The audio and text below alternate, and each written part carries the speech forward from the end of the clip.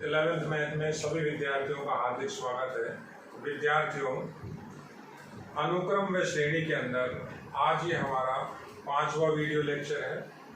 इससे पहले के 4 वीडियो लेक्चर में हमने समानांतर श्रेणी के अंदर TN व SN के सूत्र स्थापित किए थे, उनके ऊपर आधारित कुछ क्वेश्चंस किए थे और आपको समानांतर माध्य से भी अवगत कराया था। मैं आपको जो पिछले 4 वीडियो लेक्चर हैं उनमें हमने क्या किया था एक बार शॉर्ट में देखते हैं। देखिए, आपको सबसे पहले हमने AP से अवगत कराया था।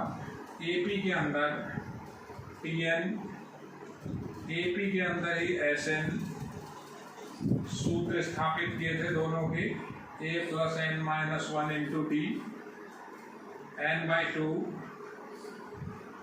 2a + n - 1 × d। उसके बाद AM की बात की थी। AM बहुत इम्पोर्टेंट है। AM आपके लिए नया भी है। AM आपको किस तरह से बताया था, दो संख्याओं के मध्य जितनी भी संख्याएं हम रखते हैं, रखने के बाद अगर AP बनती है उसे हम उन संख्याओं को हम AM कहते हैं। तो AM मैंने आपको एक AM की कैलकुलेशन करके बताई थी, कैपिटल A बराबर A + B/2, और हमने यही NAM भी कैलकुलेट किए थे। अगर दो संख्याओं के मध्य n समानांतर माध्य हैं तो n समानांतर माध्य किस तरह से निकाले जाते हैं, इस पर भी हमने क्वेश्चंस देखा भी था, थ्योरी भी की थी। अब आज हम बात करेंगे GP की।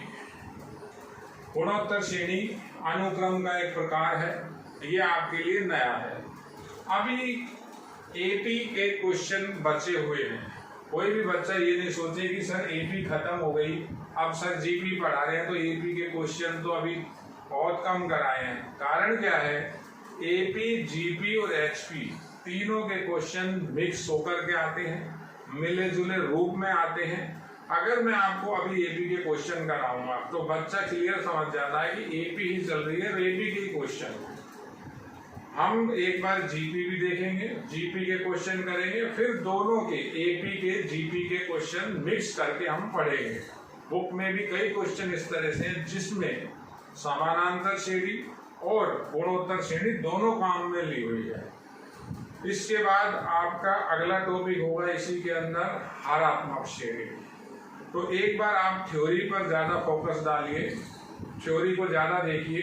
क्वेश्चन आपके बुक के सारे क्वेश्चन होंगे, A to Z क्वेश्चन होंगे, लेकिन क्वेश्चन कराने का जो क्रम होगा वो मेरे तरीके से होगा। जब तक ये एक्सरसाइज चल रहा है, ये एक्सरसाइज काफी बड़ी है, नए बुक की 8वां एक्सरसाइज है। कई बच्चों के पास पुरानी बुक है, उसमें वो नवा एक्सरसाइज है, तो आपको पुरानी बुक नहीं, नई बुक देखनी है। नई बुक का 8वां चैप्टर है और काफी थोड़ा सा चैप्टर ये बड़ा है, तो आपको कंसंट्रेट करना है। देखिए बेटा, आज हम बात कर रहे हैं गुणोत्तर श्रेणी की, GP की। आपको AP के अंदर जिस तरह से TN और SN के फॉर्मूले बनते हैं, उसी तरह से गुणोत्तर श्रेणी में भी TN होता है, गुणोत्तर श्रेणी के अंदर भी SN होता है, और गुणोत्तर श्रेणी में भी दो संख्याओं के मध्य n गुणोत्तर माध्य होते हैं, उसे हम बोलते हैं GM। ये AM यानी अर्थमेटिक मीन, वहां आएगा आपका GM। साथ के साथ बताने का यही पर्पज है कि दोनों में हम कंपैरिजन भी करें कि AM, GM और एक तीसरा HM, इनमें क्या समानता है। जिस बच्चे को AM, GM और HM यानी AP, GP, HP तीनों अगर क्लियर हैं तो मेरा मानना है आपका ये लगभग 8 से 10% आपका जो 11th का कोर्स है कवर हो जाएगा। ये बहुत इंपॉर्टेंट चैप्टर है, मैं आपको पहले भी बता चुका हूँ। कंपटीशन की दृष्टि से भी ये चैप्टर बहुत ज़्यादा इंपॉर्टेंट है, और इस चैप्टर का जो रोल है वो आपके आगे आने वाली क्लासों में भी बहुत ज़्यादा है। देखिए, बात करते हैं आज हम GP की, गुणोत्तर श्रेणी की। जिस तरह से आपने AP पढ़ा है, उसी तरह से उसी के बेस पे हम आज जीपी की बात करेंगे। जीपी क्या होती है, पहले इसको अपन थोड़ा सा डिफाइन करते हैं, परिभाषित करते हैं। देखिए, एक ऐसा अनुक्रम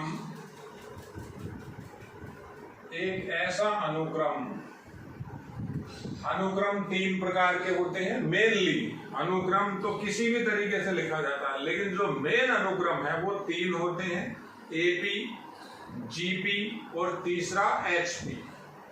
तो ये एक ऐसा अनुक्रम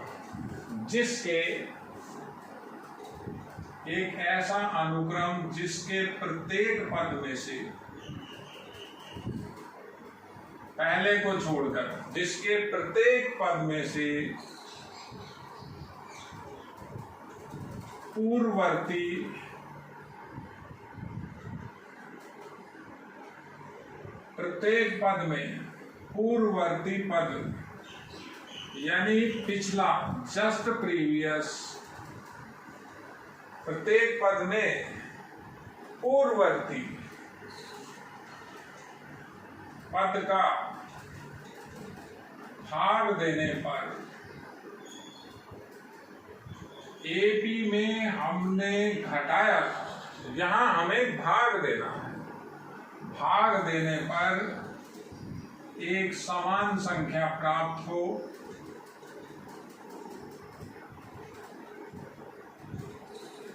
तो ऐसा अनुक्रम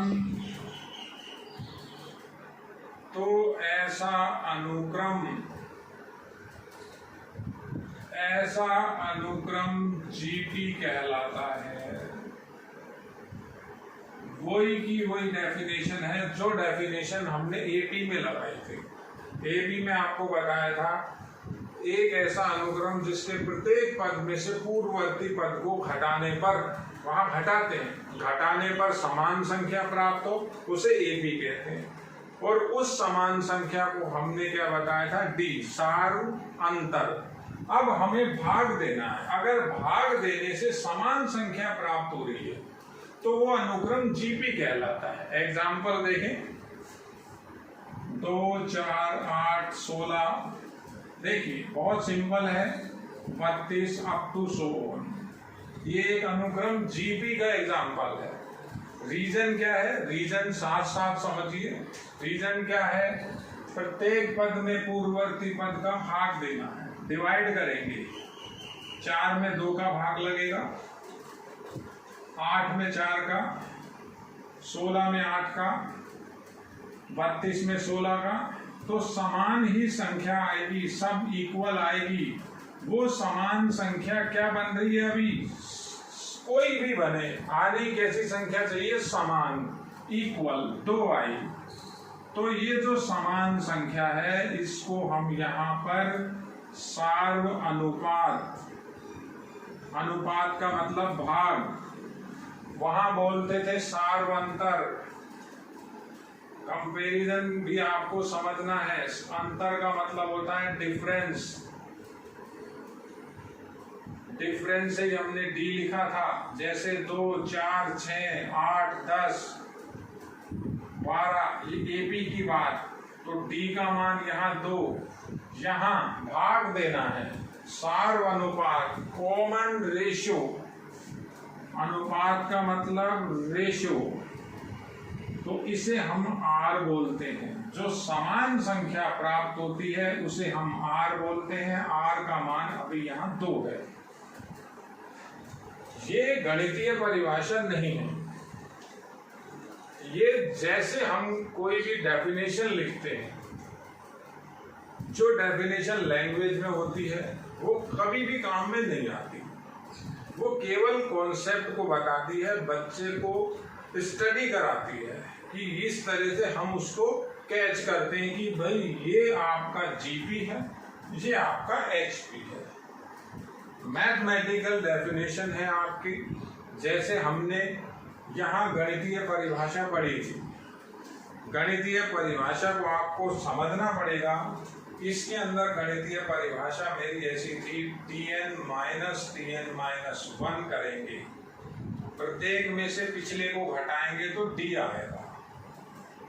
इसी तरह से यहाँ भी गणितीय परिभाषा है। अब वो किस तरह से काम करेगी, क्या है, उसे हम आगे देखते हैं। देखिए, तो डेफिनेशन है छोटी सी, इस परिभाषा को समझिए आप। अब मेन बात करेंगे हम इसकी जो मैथमेटिकल डेफिनेशन है, गणित के अंदर किस तरह से इस परिभाषा को हम काम में लेते हैं वो समझना है। देखिए, अब मैं आ रहा हूं, टॉपिक है इसकी गणितीय परिभाषा।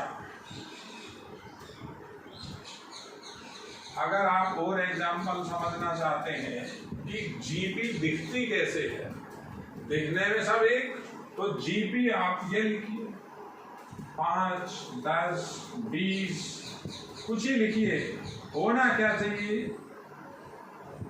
देखिए, भाग दिया 2 आया, भाग दिया 2 आया, भाग दिया 2 आया, भाग दिया 2 आया, भाग दिया 2 आया, तो इस समान संख्या को यहाँ आर कहते हैं, वहां डी बोलते हैं। एपी में डी होता है, जीपी में आर होता है, बस यही इसमें फर्क है।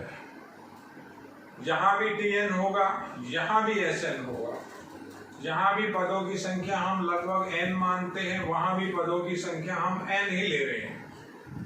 और कई एग्जाम्पल है। देखिए, ऐसा लिखा हुआ है alpha minus alpha square, alpha cube minus alpha 4, alpha 5।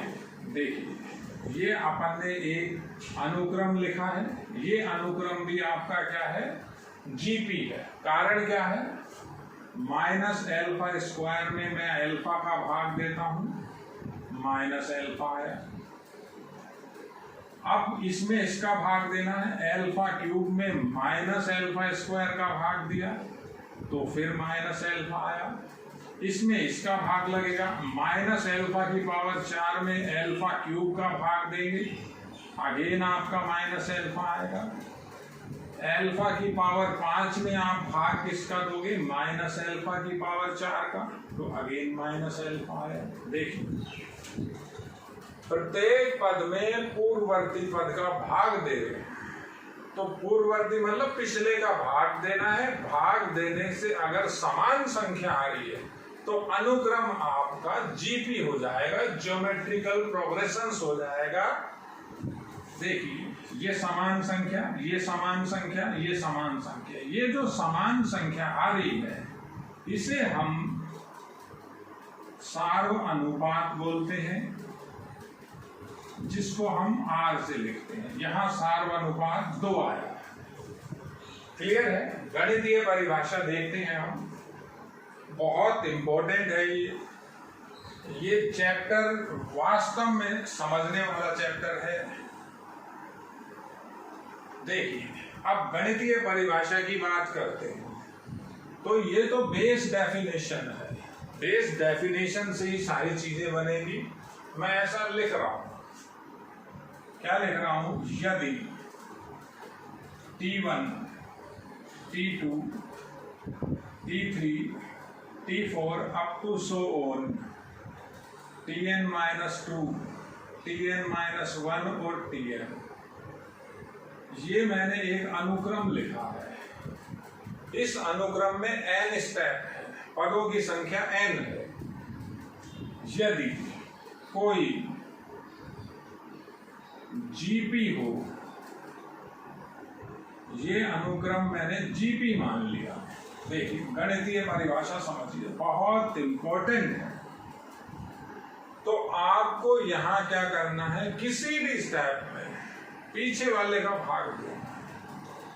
T2 में T1 का, T3 में T2 का, T4 में T3 का, ऐसे Tn-2 में Tn-3 होगा, Tn-1 में इसका, इसमें इसका। तो परिभाषा ये कहती है कि Tn में भाग देना है Tn-1 का। ये व्यापक रूप में लिख दिया। n का मान 2 रखें तो T2/T1 हो गया, 3 रखें तो T3/T2 हो गया। तो आना क्या चाहिए, R आना चाहिए। ये इसकी परिभाषा है, जहां R सार्वनुपात कहलाता है। आर को हम सार्वनुपात बोलते हैं, कॉमन रेशियो। तो ये गणितीय परिभाषा है। अब यहां भी हम Tn की बात करेंगे, यहां भी हम Sn की बात करेंगे। संकेत यहां भी वही। देखिए अभी HP का Tn आपने लिखा था, सॉरी अभी पिछले वीडियो लेक्चर में हमने AP के अंदर Tn Sn देखा था। Tn ये बताया था a plus n minus 1 into T, Sn ये आया था n by 2, 2a plus n minus 1 into T. किसकी बात थी? AP की। ऐसे GP आप नोट्स देखिए, आप पुराने वीडियो देखिए, जैसे मैंने Tn AP का बनाया था वैसे ही का वैसे Tn हम GP का बनाएंगे। तो देखते हैं क्या लिख रहा हूं।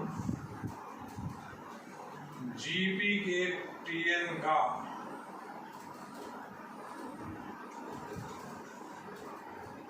सत्यापन। अब सत्यापन किसका?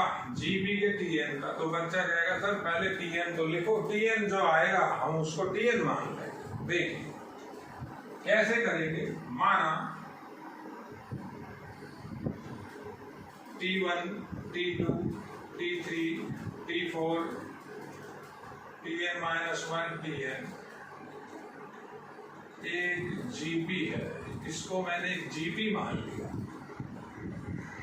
और ये Tn निकालना है, लास्ट वाला स्टेप निकालना है। तो बेस डेफिनेशन उठा रहा हूं, Tn अपॉन Tn माइनस 1 बराबर R। परिभाषा है किसी भी पद में पीछे वाले का भाग दो, आप R ही आएगा। क्यों R आएगा? आप इसको GP बता रहे हो, GP है। तो n का मान 2 से चलता है हर जगह, n बराबर 2 रख रहा हूं, n बराबर 2। तो T2 बटा T1 R आया, n बराबर 3 रखें, T3 बटा T2 फिर R आया, n बराबर 4 रखें, T4 अपॉन T3 का मान फिर R आया। ऐसे ये चलता रहेगा। तो इससे क्या लिखूं? पहले यहां देखिए, तो इससे क्या लिखें? T2 का मान आ गया T1 R। अब T1 हमेशा हम A मान के काम कर रहे हैं। जहां भी हम लिख रहे हैं, चाहे AP हो, चाहे GP हो, चाहे HP हो, प्रथम पद को हम A मान रहे हैं। कुछ भी दे सकता है वो, लेकिन हम जो इसके अंदर फॉर्मूले बना रहे हैं वहां हमने क्या लिया हुआ है? A। तो ये A का मान अगर रख दें यहां, तो T2 का मान AR आ गया। देखिए T2 AR हो गया। अब इसके अंदर आए तो T2 उधर चला जाएगा, T2 उधर गया तो T2 into R, T2 into R, T2 का मान यहां रखूंगा। देखिए मैं मान रख के बता रहा हूं आपको। तो T3 क्या आ जाएगा? T2 का मान रखें AR, T2 का मान AR रख के एक R लेगा। ये क्या हो गया? AR स्क्वायर हो गया। तो मेरे पास T3 आ गया, AR स्क्वायर। अब इसमें आए, T4 की वैल्यू क्या आएगी? T3R। तो T3 की वैल्यू यहां रख दें, तो AR स्क्वायर इंटू R, आधार बराबर है, घात जुड़ रही है। तो T4 की वैल्यू क्या आ गई? पावर ऐड हो गई।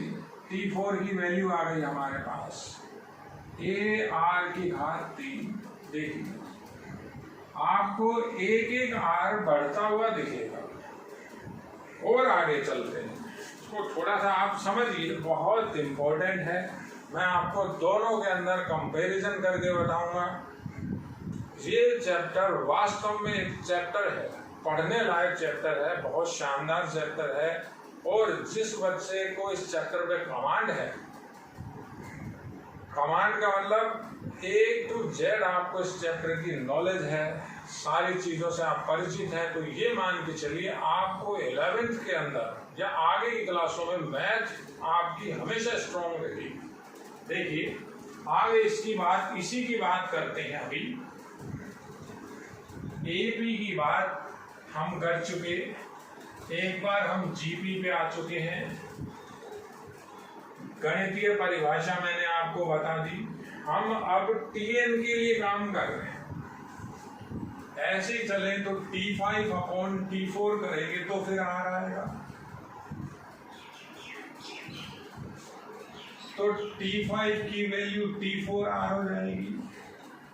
T4 का मान आप जब यहां रख दोगे, ये मान यहां रखोगे, तो AR³ और फिर R इंटू AR³ और फिर R इंटू, तो AR की पावर 4 आ गया। अब मैं इसको एक बार लिख के बताता हूँ। हमने जो ये मान रखा है, क्या मान रखा है? ये GP है। इस GP में मैं मान रख रहा हूं कि जितने भी निकाले हैं, तो व्यापक रूप क्या बनेगा, जनरल फॉर्म क्या बनेगी, वो देखिएगा। T1 हमेशा A, T2 AR ये रहा, T3 ये रहा, T4 ये रहा, T5 ये रहा। AR², AR³, AR4, पहला, दूसरा, तीसरा, चौथा, पांचवा। अब आप भाग दीजिए। क्या करना है?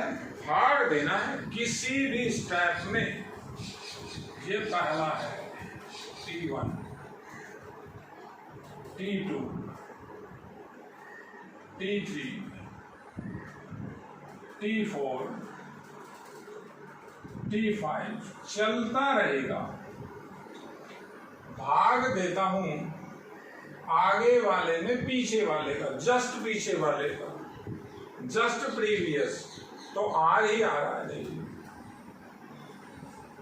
समझिए, बातों को समझना है। R ही आ रहा है। अब एक बार बेटा इसको हटाओ। देखिए, बात साथ में बात AP की भी करूंगा, क्योंकि मैं ये नहीं चाहता कि बच्चा दोनों को मिक्स भी कर दे। क्योंकि हमारे पास जैसा भी सारा सामान है कि मीठा है अलग, नमकीन है अलग, तो दोनों को मिक्स नहीं करना है। दोनों की जो क्वालिटी है उसको आपको पहचानना है। देखिए, ये मेरा चल रहा है GP। अब AP की बात कर लेते हैं, 1 मिनट। तो AP अगर लिखें तो AP आपको ऐसे बताई थी, A + D, A + 2D, A + 3D, up to so on. ये पहला है, ये इसका दूसरा है AP का। बात एक ही है। AP की अलग बात, ये T3 है, ये T4 है। देखिए, यहां घटाते हैं तो D आता है, यहां सार्व अंतर आता है, वहां सार्व अनुपात आता है। बाकी सारे काम वैसे ही होंगे। क्वेश्चन जब आएगा तो अब क्वेश्चन में ऐसा भी नहीं कहेगा कि ये AP है कि ये GP है। तो आपको देखना है, घटाएं तो समान अंतर आता है या भाग दें तो समान संख्या आती है। वो लिखा हुआ होगा, समझ में आ जाएगा। तो ये देखिए, व्यापक रूप चल रहा है। वापस इसी के ऊपर आते हैं। वापस हम कहाँ आ रहे हैं? GP पर। अगर मैं ऐसे चलते चलते ये लिख दूं AR की पावर 22, तो ये कौन सा पद है? देखिए, तीसरे में R की घात 2 है, चौथे में r की पावर 1 डाउन है, 3 है, पांचवें में r की पावर 4 है, पावर 1 कम है। ऐसे यहां होता है, चौथे में 3 डी है, तीसरे में 2 है, दूसरे में 1 है, पहले में है ही नहीं। पांचवा लिखें अगर, तो ये जो पांचवा यहां लिखेंगे उसमें डी कितने आते हैं, a + 4d, पांचवा स्टेप।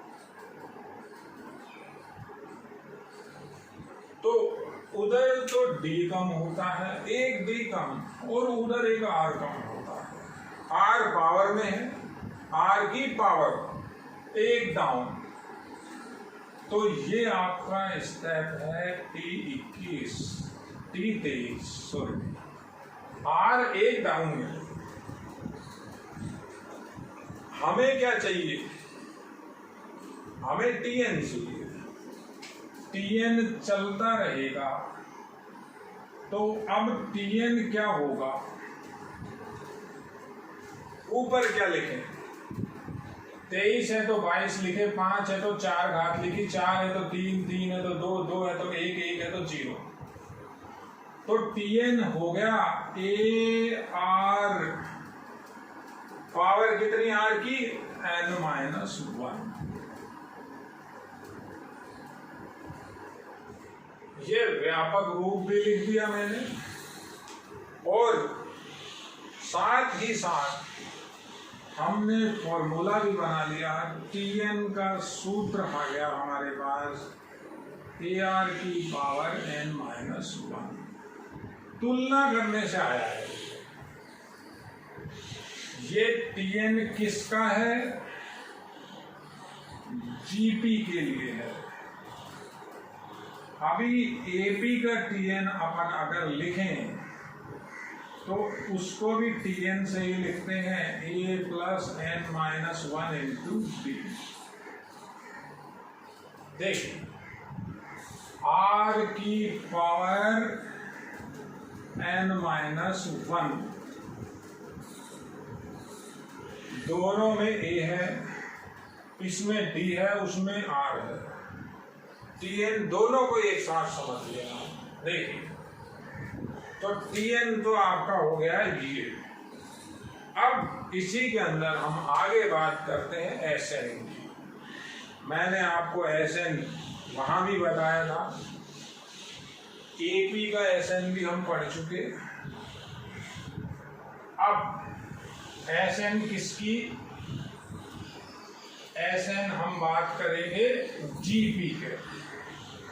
मैं क्वेश्चन ही लिख के दे रहा हूं आपको, सिद्ध कीजिए।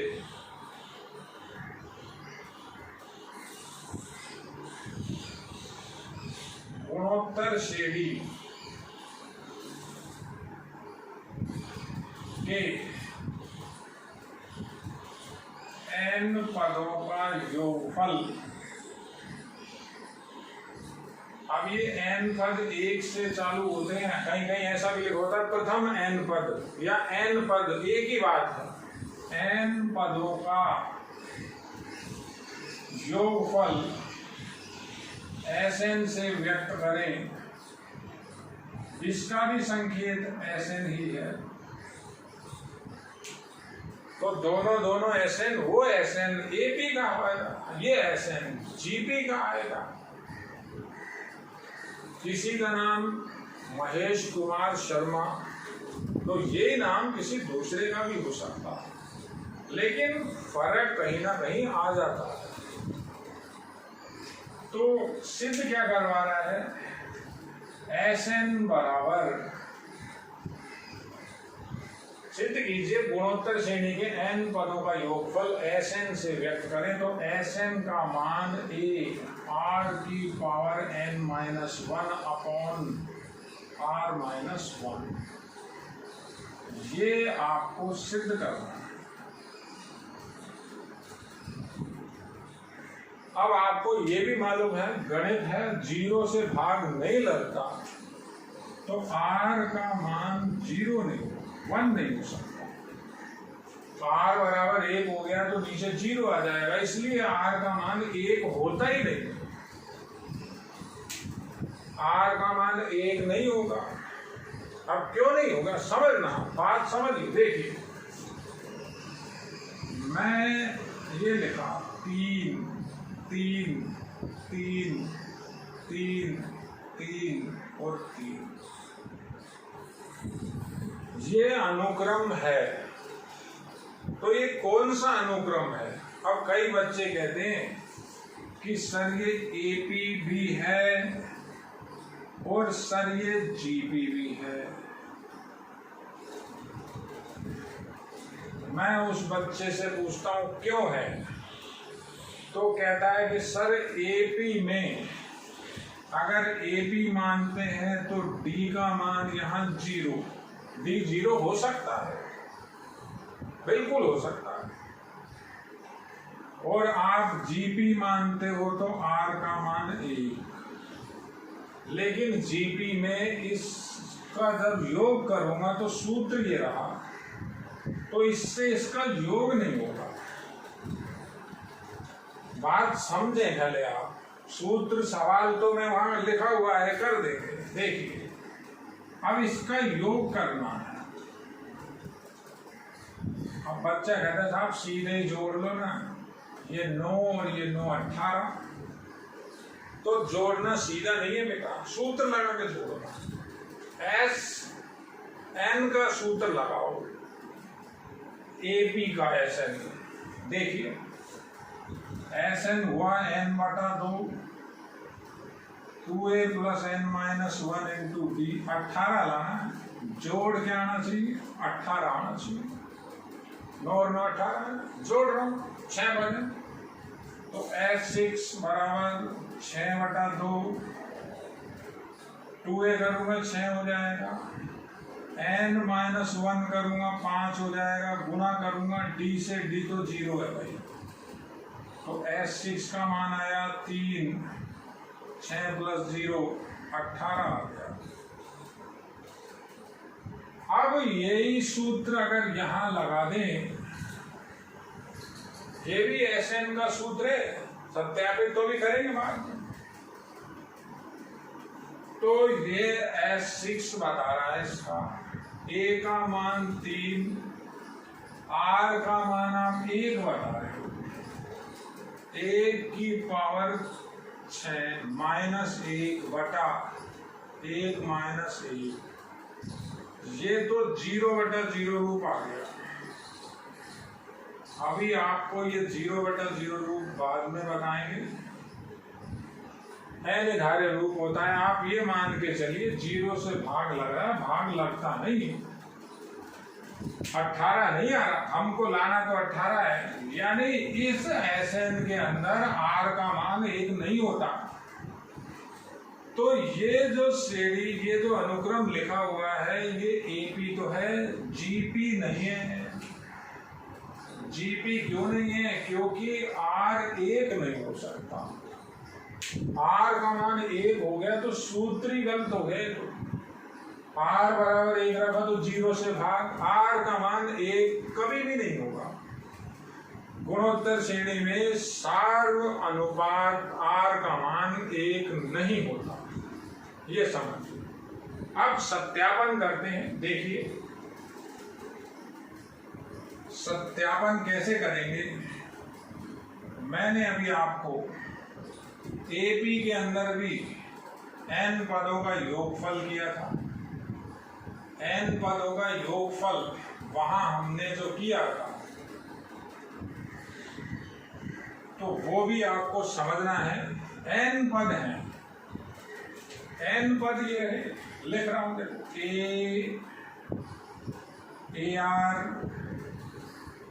AR square, AR cube up to so on.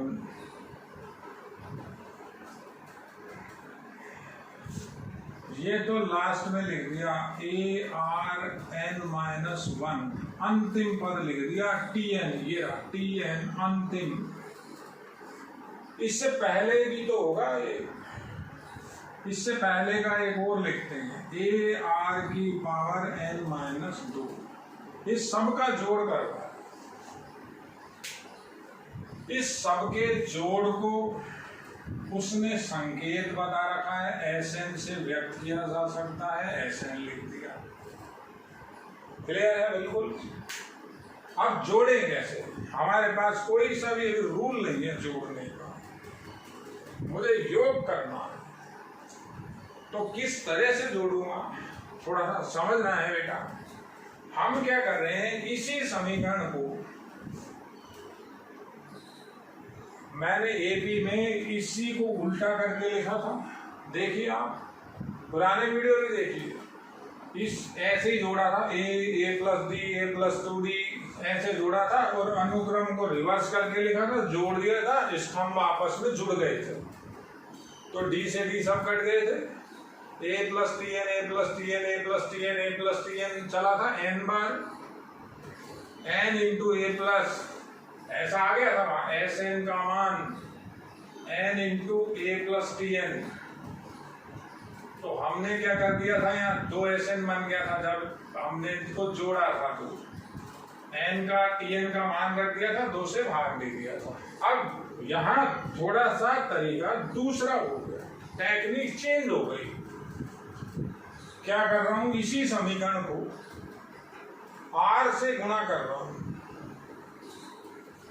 r से गुणा करूंगा तो ये भी होगा, ये भी होगा, ये भी होगा, ये भी होगा, r सब में गुणा होगा। तो करते हैं, देखिए RSn। अब जब इसको गुणा करूंगा ना r से, तो यहां इसके नीचे एक स्टेप आगे करके लिख रहा हूं, इसको गुणा किया तो यहां इसके नीचे लिख रहा हूं, इसको r से गुणा किया तो यहां लिख रहा हूं, इसके आगे जो होगा, इसको गुणा किया यहां लिखा, इसको गुणा करूंगा तो यहां आ जाएगा, ऐसे ही चलता रहेगा। इससे पहले घात कितनी होगी, इससे पहले घात होगी, देखिए बेटा ar की पावर n-3 को जब हम r से गुणा कर लेंगे तो आधार बराबर घात जुड़ जाएगी, ar की पावर n-2 हो जाएगी। इससे पहले वाला गुणा किया तो क्या आ गया, ar की पावर n-2। अब जब इसको गुणा किया तो यहां लिखा, इसको r से गुणा किया इसके नीचे लिखा, ar की पावर n- कितनी 1। ये लास्ट वाले को और गुणा करना है तो वो प्लस में लिख दिया ar की पावर n। देखिए एक स्टेप आगे करके लिख दिया,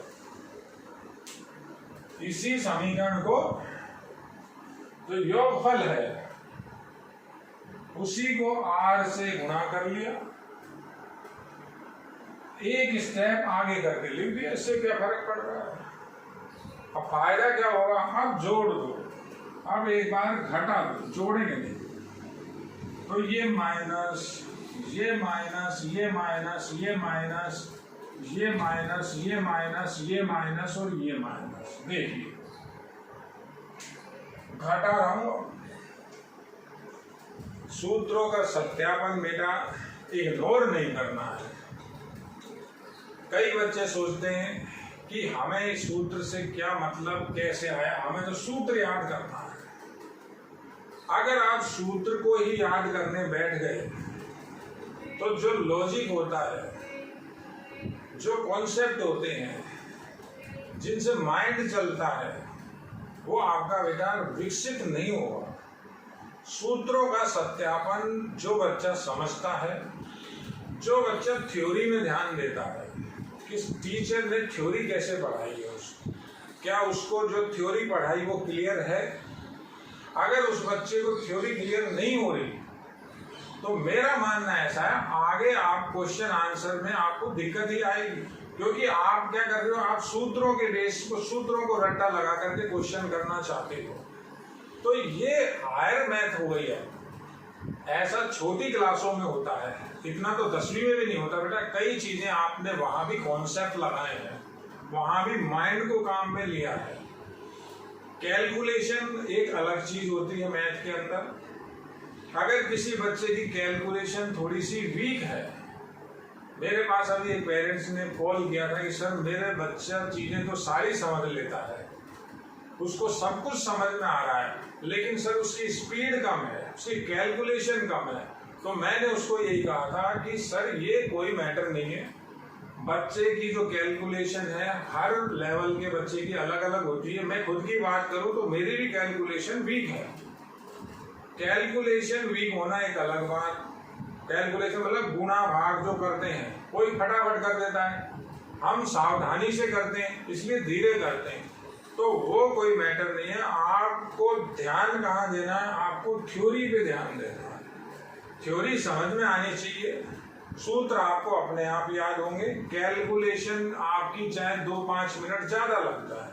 देखिए तो ये एक स्टेप आगे क्यों लिखा था, आर से गुणा करके एक स्टेप आगे इसलिए लिखा था, जब मैं घटाऊंगा तो ये कटेगा, ये कटेगा, ये कटेगा, ऐसे देखिए आप कॉलम वाइज, ये बीच के सब कटेंगे, ये कटेगा, ये कटेगा,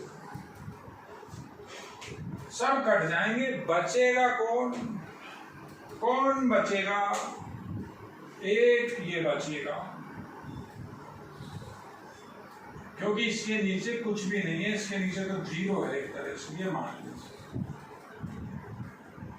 और क्या बचेगा, एक वो लास्ट में कौन बचेगा, ये बचेगा ये, क्योंकि इसके ऊपर 0 है, +0 लिख सकता हूं, बाकी सब कट गए, पहला और लास्ट का बच गया। अब घटा रहे हैं, देखिए घटाना कैसे है, Sn था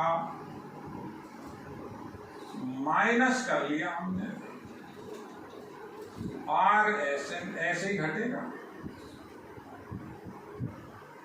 ऐसे ही घटता है, ऐसा लिखा होता है 10 - 5, तो हम 5 सीधा लिखते हैं, ये लिखा हुआ है 10 - 5, तो सही तरीका तो यही है 10 - 5 फिर आएगा बराबर में 5, तो वही का वही घटा रहा हूं। देखिए एक एक स्टेप को समझिए, गणित है बेटा, जिस बच्चे ने थोड़ा सा भी यहाँ थ्योरी में दिमाग लगाया, मेरा ऐसा मानना है कैसा भी क्वेश्चन आ जाए सब आप कर सकते हो, बहुत इजीली कर सकते हो। तो ये हो गया, यहाँ तो ए बचेगा, ये सब कट गए, ये इसमें से घटाया था -0 में से, ये सब कट रहे, देखिए एक स्टेप आगे बढ़ा के इसीलिए लिखा था। और यहां से क्या बचेगा, ये माइनस का बन गया, माइनस का a r⁴n, देखिए पहला ये बच गया, एक वो बच गया, माइनस का हो गया, माइनस का लिख दिया, बिल्कुल क्लियर है। हम क्या कर रहे हैं, माइनस माइनस इसमें से का पहले मैंने Sn कॉमन ले लिया, तो 1 - r आ गया, Sn यहां भी है, Sn यहां भी है, कॉमन ले लिया हमने, और इसमें से भी कॉमन आ रहा है, क्या कॉमन आ रहा है, a कॉमन आ रहा है, तो क्या बच जाएगा 1 - r⁴n। देखिए तो मुझे तो Sn का मान निकालना है, Sn का मान कैसे आएगा, ये भाग में चला जाएगा, तो Sn का सूत्र बन रहा है a 1 - r⁴n बटा 1 - r, a 1 - r⁴n, भाग लगा दिया, भाग लगाया इसका, ये भी सूत्र है इसका। अब हमने ये लिख लिया, तो इसमें अंश में हर में आप -1 से ऊपर माइनस से ऊपर नीचे गुणा करो, जब माइनस ऊपर से कॉमन ले लो, माइनस नीचे से कॉमन ले लो, ऐसा कॉन्सेप्ट है, बहुत इजी चीज है। α - β/a बी का मान बीटा माइनस एल्फा बटा बी माइनस ए होता है। क्यों होता है? ऊपर नीचे माइनस कॉमन ले लिया, माइनस से माइनस कट गया, या ऊपर माइनस 1 से गुणा कर दिया, नीचे माइनस 1 से गुणा कर दिया। तो जब मैं ऊपर नीचे से माइनस कॉमन ले लूंगा तो ए तो ये रहा आर की घात n-1 बटा आर माइनस 1। या तो ये सूत्र याद कर लीजिए या ये कर लीजिए, दोनों एक ही बात है, कोई फर्क नहीं होगा। ये Sn का सूत्र है और ज्यादा अच्छा है आप ये याद कर लें। तो ये Sn बराबर हमारे पास ये प्रूव हो गया, Sn की वैल्यू आ गई, समझ लीजिए बेटा, कोई सा भी एक इनमें से। देखिए बेटा, अब बात हम किसकी करेंगे अगले वीडियो लेक्चर में। हमने वहां am पढ़ा था, यहां हम पढ़ेंगे gm। तो अब जब gm कंप्लीट हो जाएगा आपका, फिर हम क्वेश्चन आंसर पे आ जाएंगे। बहुत शानदार चैप्टर है बेटा, इसके वीडियो को आप, जो ये थ्योरी है इसको मिस नहीं करना है, इसको समझना है।